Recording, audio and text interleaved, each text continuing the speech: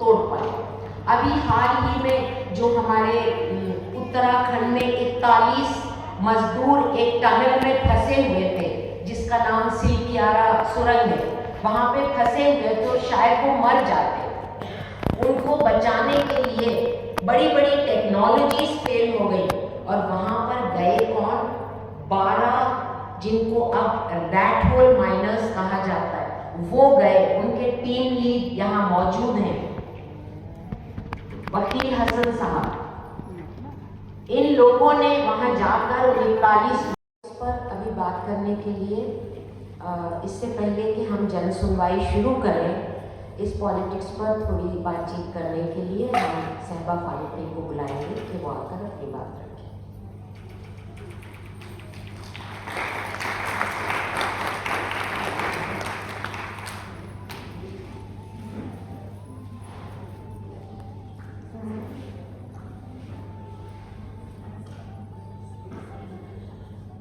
हमारे इस प्रोग्राम की अध्यक्ष मैमुना जी, जनवादी महिला समिति की सेक्रेटरी आशा शर्मा जी और हमारे पैनलिस्ट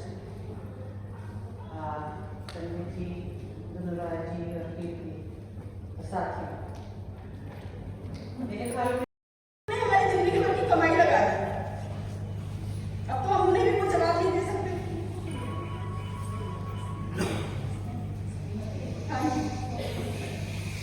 वो कहते हैं तुम इसको सुधारो फिर मैं आता हूँ। ये सुधारने में 1 साल 2 साल या 10 साल लग जाएगा। हमने अपने बच्चों को बोला बेटा ये चीज मत लो, ये खिलौना मत लो, ये मत लो। हमने बहुत कॉम्प्रोमाइज करके घर बनाया और एक झटके में ये लोग लेकर चले गए। अब इसका कोई जिम्मेदार है नहीं।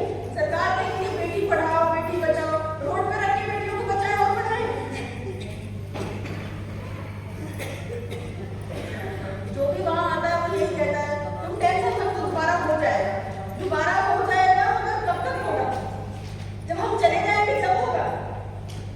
अभी मेरी बेटी बोलती थी मम्मी मुझे सीए करना है, अब वो कहती है मैं कहीं जॉब देखती हूँ, मैं ओपन से 12th करूंगी। मेरे पास कोई जवाब नहीं उसके लिए। मम्मी कोई बात नहीं, मैं ओपन से पढ़ती रहूंगी, कुछ ऑनलाइन करती रहूंगी। मैंने बच्चों को कभी हम बाहर भी नहीं निकले। अपना घर बनाने के लिए हमने लेबर मिस्त्री के पैसे बचे, हमने पत्थर तक तोड़े हैं वहां पर। हम सिर्फ सब्जी लाने के अलावा हमने कुछ भी नहीं किया है। हमारे पास सारे वीडियो थे अपने घर में पत्थर तोड़ते हुए, ईंटें ऊपर चढ़ाते हुए।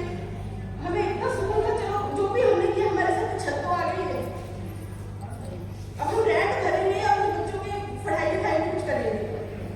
हमारी तो रेंट भरने की भी औकात नहीं है। तब हमारे बच्चे छोटे थे तो हमने बचा लिया। किसी साल 1 लाख बचाया, किसी साल 1.5 लाख बचाया, किसी साल 50,000 बचाए। ऐसे करते करते मुझे 18 साल हो गए।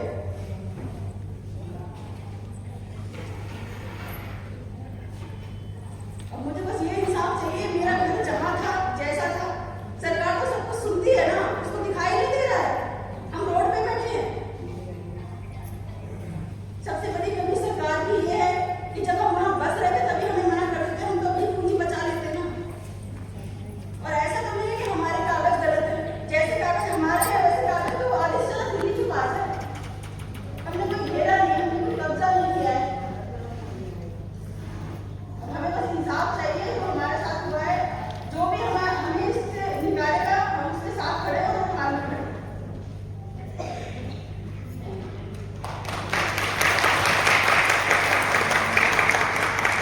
थैंक यू रुबीना, हमने अपनी अब हम ऐसे हो गए कि अपने बच्चों को हम सेफ भी नहीं कर सकते।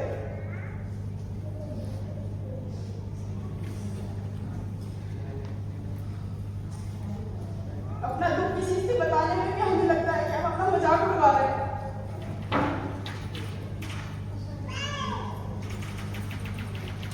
मैंने अपने हस्बैंड की मर्जी के खिलाफ यूपी के अंदर जो कुछ हो रहा है उस पर नहीं बोल रहे हैं। अभी भी 2 लड़कियों ने जैसे आत्महत्या करी है उसके ऊपर कोई जबान नहीं खुल रही। तो ये सिलेक्टेड जो तरीके हैं इनके खिलाफ ये स्लाइड में लेकर के चलना है।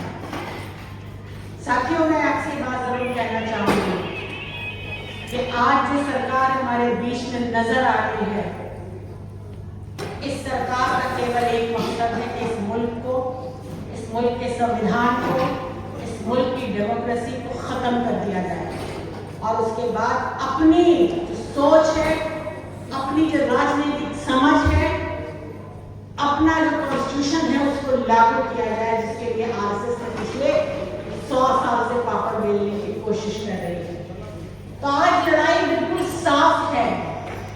एक तरफ वो लोग खड़े हैं जो इस मुल्क के संविधान को, इस मुल्क की डेमोक्रेसी को, इस मुल्क के सिस्टम को बदलना चाहते हैं और दूसरी तरफ वो लोग खड़े हैं जो रेजिस्ट कर रहे हैं।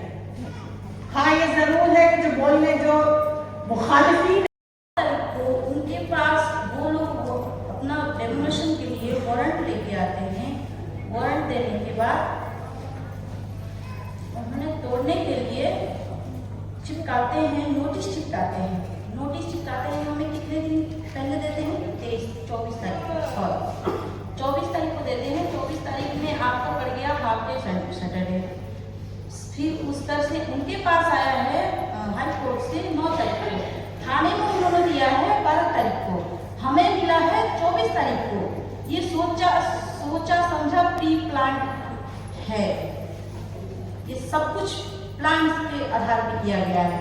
और जबकि हमारा इशू किया है 1646 का। मान लीजिए रातों रात मैं भी नहीं थी, मैं भी अपने बच्चों के साथ नहीं थी, मैं भी नौकरी करती हूँ, मेरे छोटे 3 बच्चे हैं। हम बेटी, जवान बेटी मेरे पास भी है, 15 साल की बेटी है। बेटी कैसे बचाएं? सरकार कहती है बेटी बचाओ बेटी पढ़ाओ, रोड पे रख के पढ़ाएं। यही सरकार से गुजारिश करें। बच्चे 12वीं के पेपर नहीं दे पा रहे हैं, बच्चे 6 क्लास के पेपर नहीं दे रहे, बच्चे 7 क्लास के पेपर नहीं दे पा रहे। क्या है बच्चों का भविष्य? और क्या है? मोदी सरकार चाहे कोई भी सरकार कहती है गरीबी हटाए। जब 1992 में उन्होंने अपने फॉरेस्ट वालों ने, फॉरेस्ट विभाग ने उन्होंने अपनी बाउंड्री कर ली और बाउंड्री के उस पार जनता पब्लिक बस रही है, गरीब सेवा जनता बस रही है, तो एक ईंट रखने के वजह से उन लोगों ने स्टॉप क्यों नहीं किया? जब कहाँ थे? चलिए मान लिया हमने ऑथराइज जमीन थी, कुछ भी था, जो भी है, लेकिन जब सरकार कहाँ गई? जब हमारे पास बिजली बिल के लिए हमने अप्लाई किया। और अब भी रोकना चाहिए। हमारे पास बिजली बिल भी है, हमारे पास सब कुछ है।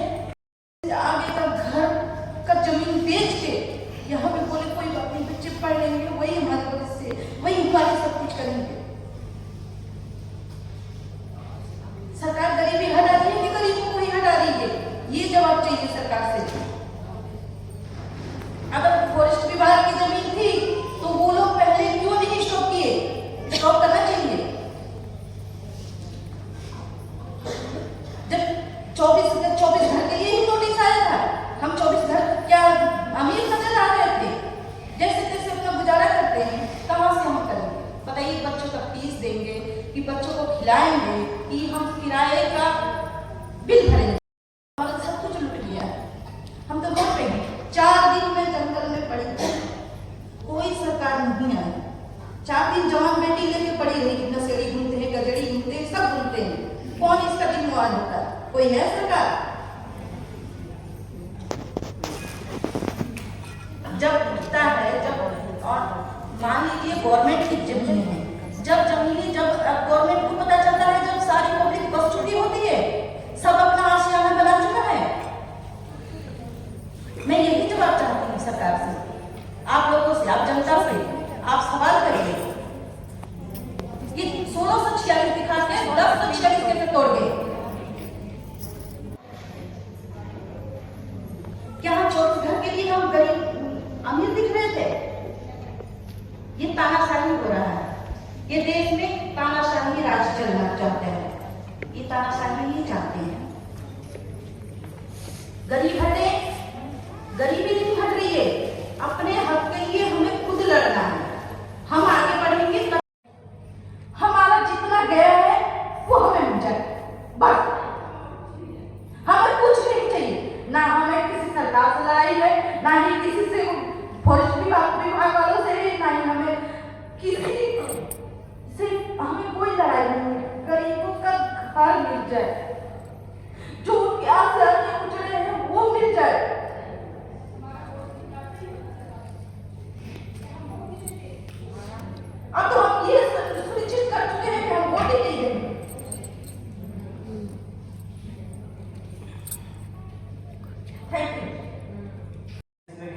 प्रॉपर्टी कहाँ से आई, सारे पेपर है मेरे पास।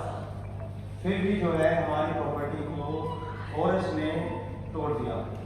हमने बनाया था उसको 2018 में बनाना शुरू किया था मैंने, और नोटिस हमारे यहाँ नहीं आया और उन्होंने जो है अननेसेसरी आके उसको डेमोलाइज कर दिया। और लेडीज़ को धमकाने लगी, मारने लगी, जेंट्स को भी धक्का मुक्की करने लगे और किसी ने कोई बात नहीं सुनी। और हमारा जो डीलर है उसने बोला हम स्टे ले लेंगे आप लोगों का, लेकिन हुआ क्या, उसने खाली अपने ऑफिस का स्टे ले लिया और हमारे फिर हम आप लोगों ने सारा के जब आगे यहाँ पे बाकी जितना भी सारा कर रही बाकी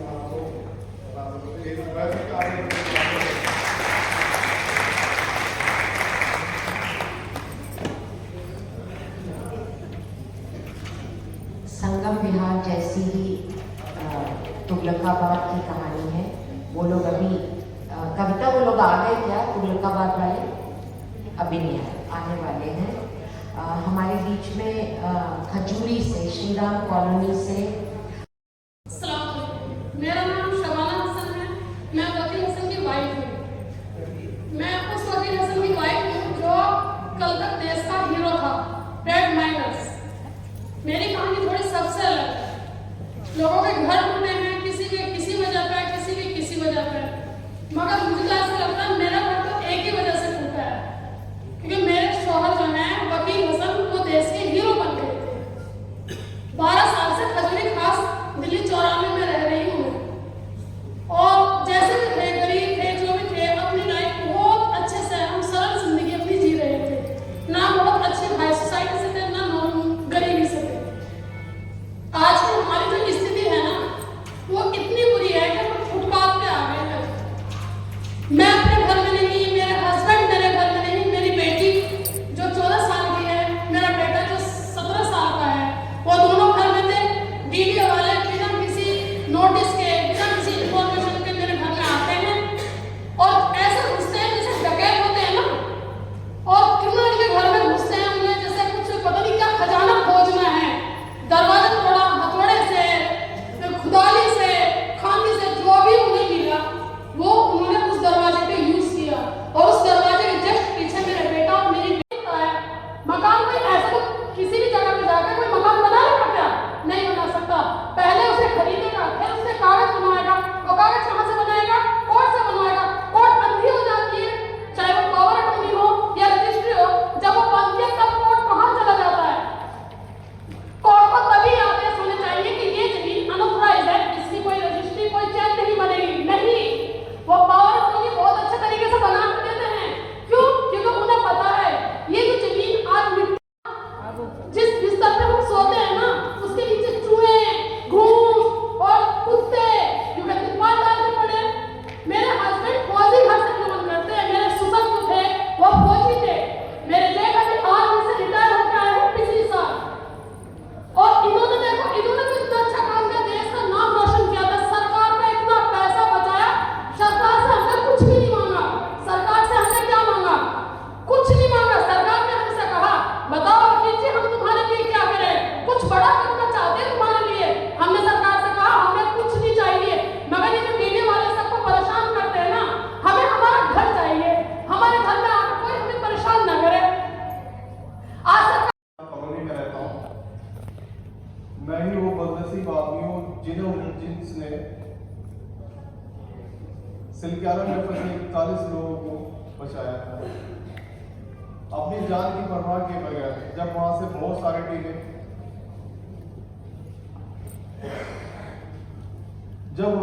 टीमें डर कर वापस भाग गई थी, तो मैं और मेरे लड़कों ने एक प्रण लिया था कि जो अंदर फंसे हुए हैं हमारे भाई हैं, उसमें चाहे हमारी जान चली जाए लेकिन उन्हें बाहर निकाल के लेके आना है।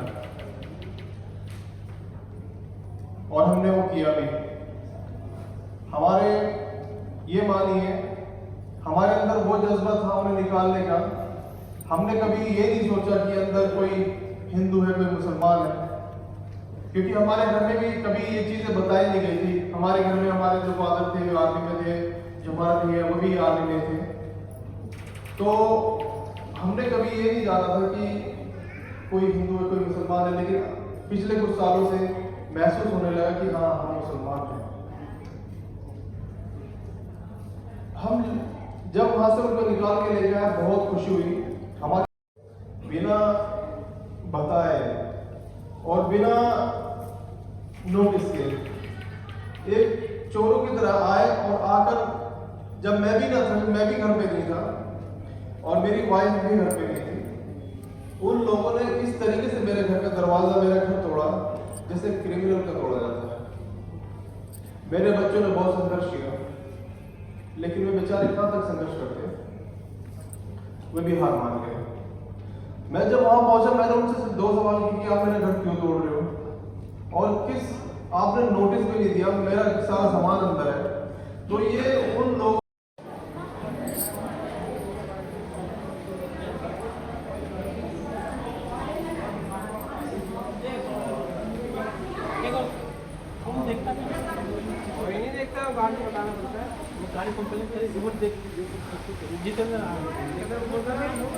हाँ यहीं से मेट्रो पकड़ेंगे, वहाँ नहीं जाएंगे ना।